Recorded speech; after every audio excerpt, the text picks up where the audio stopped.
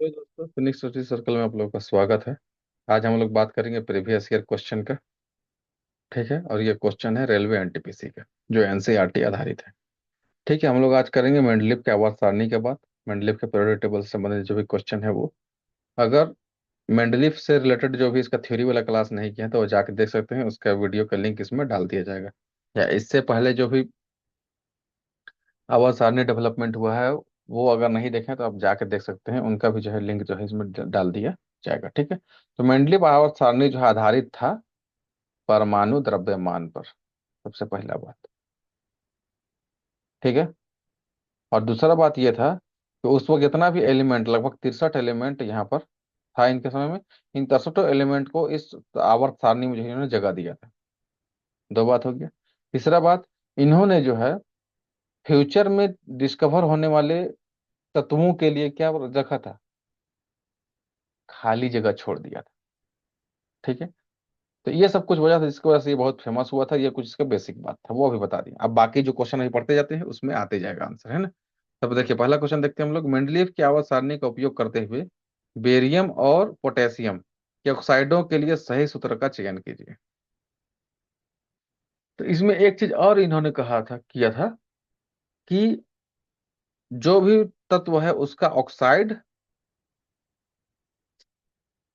ठीक है, और जो है उसका हाइड्राइड, इसके भी विशेषताओं के आधार पर जो है उसको ऑर्गेनाइज किया था आवर्त सारणी में। और ये ऑक्साइड और हाइड्राइड जो है, तो ऑक्साइड जो है इस तरह से लिखा हुआ था, R2O, और हाइड्राइड था RH, इस तरह से लिखा हुआ था। ठीक है, आप पीरियोडिक टेबल देखेंगे मेंडलीव का तो आपको समझ में आ जाएगा। आप थ्योरी वाला क्लास में सब बताया हुआ है, आप वहां जाके देख सकते हैं।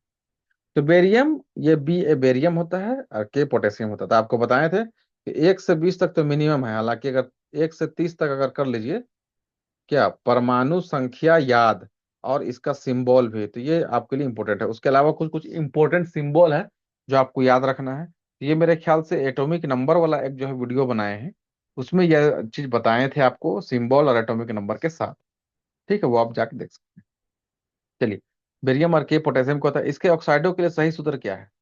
तो अब इसमें देखिए, इलेक्ट्रॉनिक कॉन्फ़िगरेशन में या वैलेंसी वाला जो चैप्टर बताया था उसमें वैलेंसी कैसे निकाला जाता है। तो वैलेंसी के ऊपर डिपेंड करता है हाउ टू राइट एक, और इसका बताया है कि how to write a chemical formula. तो केमिकल फार्मूला वैलेंसी पे डिपेंड करता है। और वैलेंसी कहते हैं combining capacity of outermost electron को।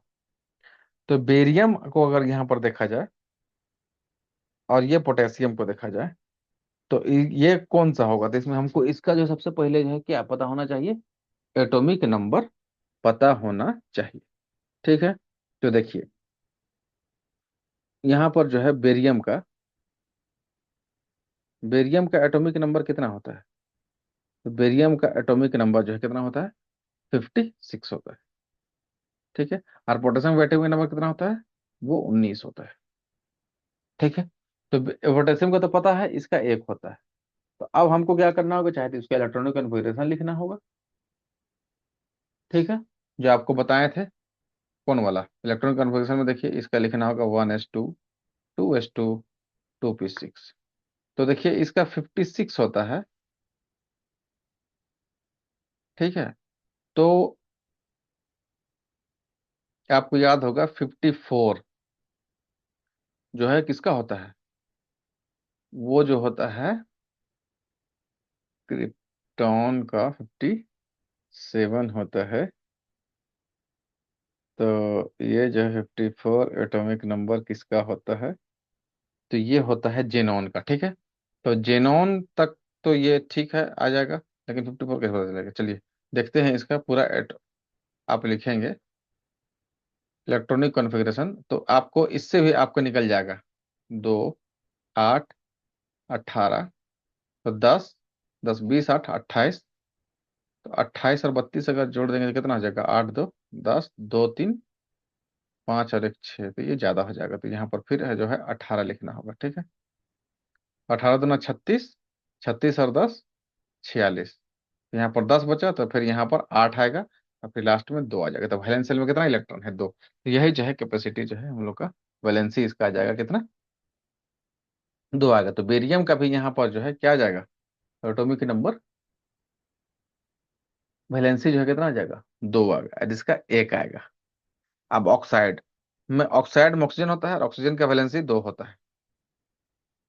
तो यहाँ पोटेशियम का एक है, तो क्या हो जाएगा, K2O, इसका वैलेंसी उधर चल जाएगा, इसका वैलेंसी इधर चला जाएगा। इसी तरीके से ऑक्सीजन है और ये बेरियम है, तो इसका भी दो है, इसका भी दो है, तो दोनों कट जाएगा, तो BaO हो जाएगा। यहाँ पर देख लीजिए, BaO कहाँ है और K2O कहाँ है, तो ये जो है इसका डी आंसर हो जाएगा। चलिए, ये केमिकल फॉर्मूला भी लिखना बता दिए, वैलेंसी भी यहाँ पर सब एक ही में हो गया। इसे बहुत सारा क्वेश्चन यहाँ पर हल हो गया। देखिए, मेंडलीव की आवर्त सारणी ने तत्वों के परमाणु द्रव्यमान और उनके खाली स्थान के बीच के संबंधों का परीक्षण किया।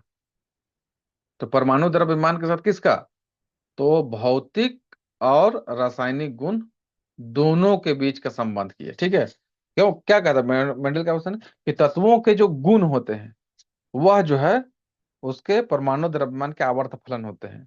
और तत्वों के गुण मतलब तत्वों के भौतिक एवं रासायनिक गुण। ठीक है, इसीलिए इसका आंसर जो है इस तरफ से ये हो जाएगा। देखिए, इसका डी आंसर हो जाएगा, भौतिक एवं रासायनिक गुणधर्मों दोनों का। ठीक है, चलिए नेक्स्ट। मेंडलीव के आवर्त सारणी के अनुसार हाइड्रोजनों की तरह हाइड्रोजन भी खाली स्थान के रूप में मौजूद होता है। तो कैसा मौजूद होता है, द्विपरमाणु होता है ये, डाई एटॉमिक कहते हैं हिंदी में, इंग्लिश में सॉरी। द्विपरमाणु मतलब हाइड्रोजन देखिए क्लोरीन है जैसे, तो क्लोरीन Cl2 लिखा जाएगा, ब्रोमीन Br2, आयोडीन I2 लिखा जाएगा। इसी तरह से हाइड्रोजन ना H2 लिखा जाता है।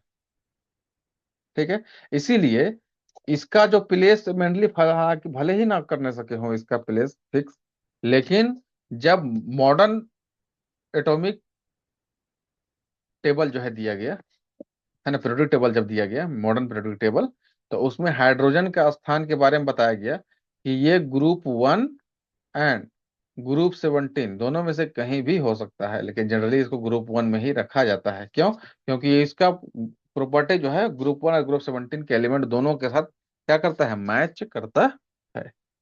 क्लियर है, चलिए नेक्स्ट हम लोग देखते हैं। मेंडलीफ के अनुसार तत्वों गुणधर्म उनके परमाणु द्रव्यमान के आवर्ती फलन होता है। ठीक है, चलिए नेक्स्ट। अब कुछ क्वेश्चन जो है ना आगे रिपीट भी होते जाता है। ठीक है, तत्वों के रासायनिक गुणों का अध्ययन करने के लिए मेंडलीव ने किन दो तत्वों से बनने वाले यौगिकों पर ध्यान केंद्रित किया। तो किस पर, अभी बताएं, हाइड्राइड और ऑक्सीजन और हाइड्रोजन। तो हाइड्राइड किससे बनेगा, हाइड्रोजन से, और ऑक्साइड किससे बना, हाइड्रोजन से। तो यही दोनों पर क्या किया, ध्यान केंद्रित किया था। देखिए अभी सवाल आगे पूछा हुआ है, देखिए सवाल, मेंडलीव की आवाज सारणी की खोज के समय निम्न में से किस तत्व समूह की खोज नहीं हुई थी। तो उस टाइम उत्कृष्ट गैसों का जो है खोज नहीं हो पाया था, लेकिन इन्होंने इसके लिए भी जगह छोड़ा था, और बाद में जब खोज हुआ, इसको रखा गया, तो वो उसमें क्या हो गया था, फिट हो गया था। और इसी को आधार बना के जो है मोस्ले जो है ना, आधुनिक आवर्त सारणी जो है दिया था। ठीक है, चलिए नेक्स्ट हम लोग देखते हैं।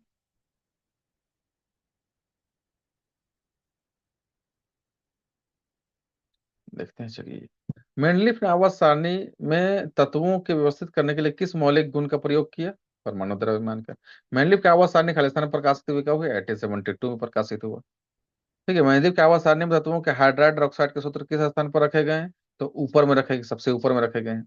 मेंडलीव के आवाज सारणी के बारे में कौन सा कथन गलत है, तो ये तो कथन आपको पढ़ना होगा, तभी आप गलत सही पर। देखिए बहुत सा क्वेश्चन एक बार हम पढ़ा रहे हैं ना, जब हमारा थ्योरी वाला क्लास देख लीजिएगा तो आप इसे एक बार में ही कर लीजिएगा। ठीक है, तत्वों के उनके बढ़ते हुए परमाणु द्रव्यमान के क्रम में व्यवस्थित किया गया है, परमाणु द्रव्यमान के बढ़ते क्रम में।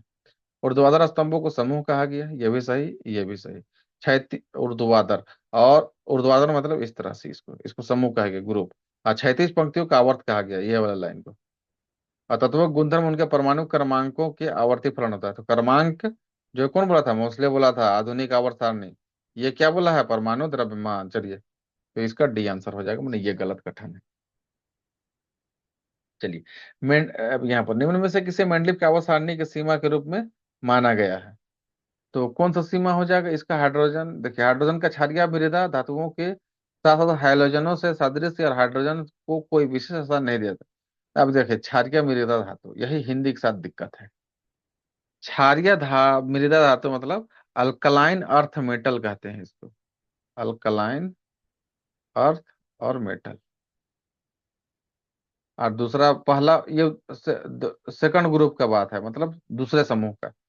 और ग्रुप एक के जो तत्व हैं उसको कहते हैं अल्कली मेटल, क्षारीय धातु। ठीक है, चलिए, इसका भी आंसर हो जाएगा हाइड्रोजन का क्षार धातुओं के साथ साथ हाइड्रोजनों के सादृश्य और हाइड्रोजन को कोई विशेष स्थान नहीं दिया गया था, तो ये जो है क्या हो जाएगा, ये गलत है। ठीक है, ये इसका सीमा ये था।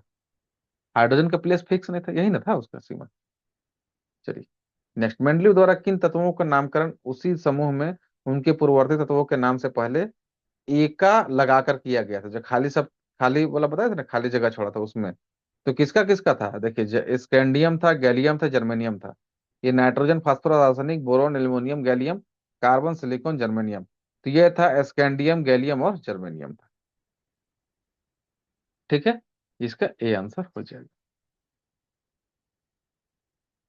हालांकि एल्युमिनियम का भी था, लेकिन वो तीनों मैच कर रहा है। देखिए, मेंडलीफ के आवर्त सारणी में आधुनिक आवर्त सारणी के किस समूह का उल्लेख नहीं किया गया था? किसका नहीं किया गया था? तो उत्कृष्ट गैस का, क्योंकि उस समय उसका खोज हुआ ही नहीं था। ठीक है, चलिए, अब देखिए, मेंडलीफ का आवर्त नियम आवर्त सारणी में खाली स्थान की स्थिति का व्याख्या नहीं कर सका। तो किसका नहीं कर सका? तो ये समस्थानिकों का नहीं कर सका था, आइसोटोप्स का नहीं कर पाया था।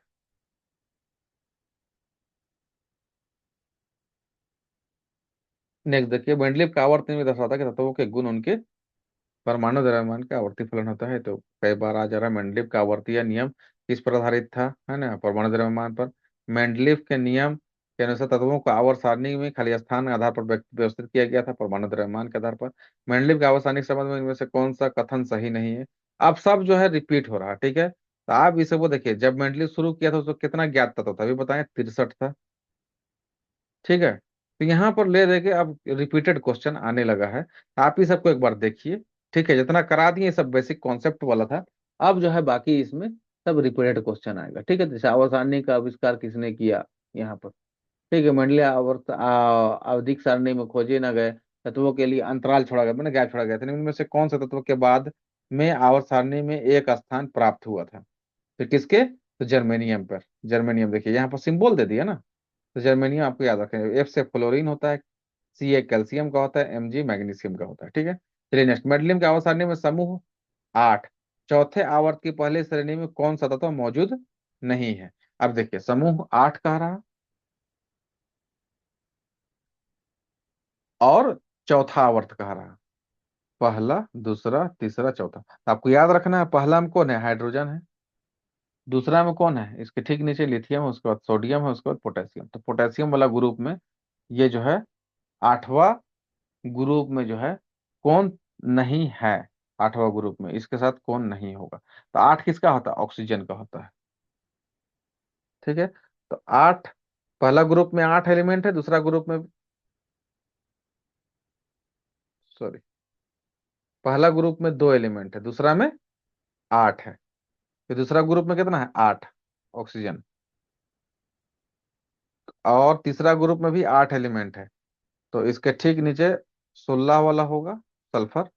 उसके बाद जो है यहाँ पर जो 18 एलिमेंट है, तो 18 और 16 कितना हो जाएगा?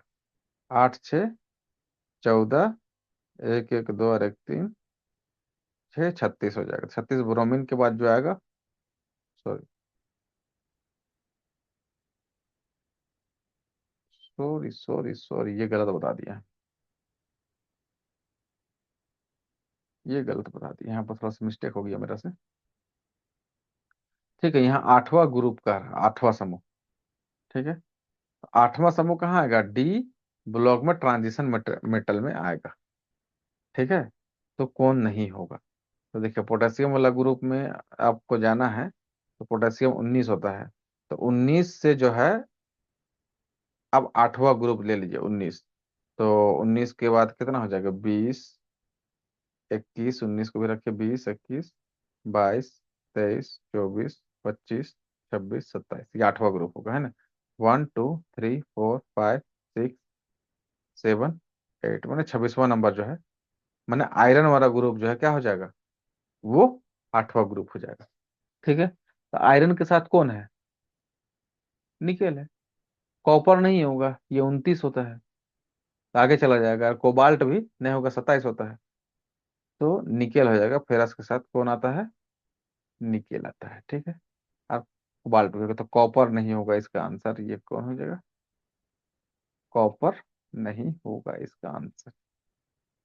चलिए, तो आपको ध्यान देना है, पीरियोडिक टेबल में इस तरह से भी सवाल पूछता है, तो ये पता कैसे चलेगा। अब यहाँ पर यही है, आप जो है इलेक्ट्रॉनिक कॉन्फ़िगरेशन से ही आप इसको निकाल सकते हैं, जो आपको इलेक्ट्रॉनिक कॉन्फ़िगरेशन बताएं। ठीक है, सबको तुरंत एप्लीकेशन, जब पहले तो एटॉमिक नंबर बताना चाहिए।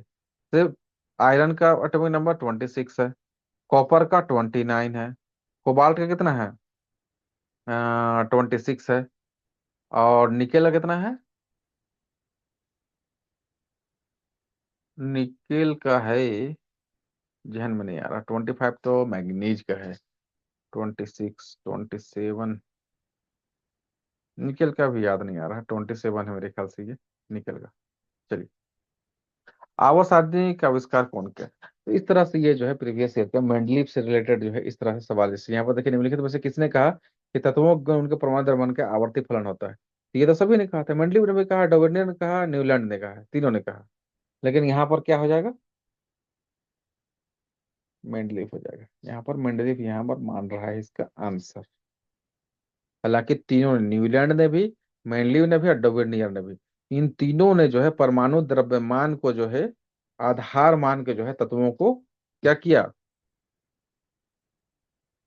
सारणी में व्यवस्थित किया है। लेकिन ये जो थ्योरी पहली बार के तत्वों के गुण उनके परमाणु द्रव्यमान के आवर्ती फलन होते हैं, ये बात पहली बार कौन कहा, ये पहली बार कहा है मेंडलीव, इसलिए इसका आंसर क्या हो जाएगा, मेंडलीव। ठीक। चलिए, समान समूह में इनमें से किस तत्व युग्म के तत्व समान रासायनिक गुणधर्म प्रदर्शित करते हैं। तो कौन करते हैं जो समान समूह में इनमें से किस तत्व युग्म के तत्व समान रासायनिक गुणधर्म प्रदर्शित, तो लिथियम और क्रिप्टन, कार्बन और क्लोरीन, मैग्नीशियम और मैग्नीज, और नाइट्रोजन और फास्फोरस। तो ये हो जाएगा इसका डी आंसर। नाइट्रोजन फास्फोरस एक ही ग्रुप में है। नाइट्रोजन का एटॉमिक नंबर 7 होता है, ठीक है, और फास्फोरस का होता है 15। तो ठीक, नाइट्रोजन के नीचे कौन होता है, फास्फोरस होता है। हेनरी मोसले, अच्छा सॉरी, यहाँ पर अब हेनरी मोसले आ गया। अच्छा, फिर भी हेनरी मोसले के अनुसार किस तत्व का इनमें से कौन सा गुण उनके द्रव्यमान से अधिक मौलिक गुण है। तो द्रव्यमान से, परमाणु द्रव्यमान से ज्यादा कौन गुण है, तो परमाणु क्रमांक किसका ज्यादा गुण है। चलिए, आवर्त सारणी का आविष्कार किस वजह से किया गया, तो यहाँ पर फिर देमेत्री मेंडलीव मेंडलीव हो जाएगा। ठीक है, तो ये इस तरह से हम लोग मेंडलीव आवर्त सारणी का जो प्रीवियस का कुछ क्वेश्चन था वो हम लोग किए हैं। ठीक है, तो इससे कुछ जो हम लोग का कॉन्सेप्ट था वो भी, कुछ फैक्ट था वो, दोनों कॉन्सेप्ट क्लियर हुआ, जो फैक्ट था वो इसमें याद हुआ। ठीक है, उम्मीद करते हैं कि वीडियो आपको अच्छा लगा होगा। ठीक है, नेक्स्ट में हम लोग जो है मोस्ले का जो है, पहले जो है एंड्री मोस्ले का जो पीरियोडिक टेबल है आवर्त सारणी वो हम लोग किए हैं, उसका फिर नेक्स्ट में उसका वीडियो आपको प्रीवियस ईयर का अवेलेबल कराया जाएगा। ठीक, चलिए, वीडियो में देखने के लिए थैंक यू। वीडियो को लाइक शेयर सब्सक्राइब जरूर कीजिए, और कोई भी कंफ्यूजन, कोई भी बात है, आप उसको कमेंट में जरूर लिख के बताइए। ठीक है।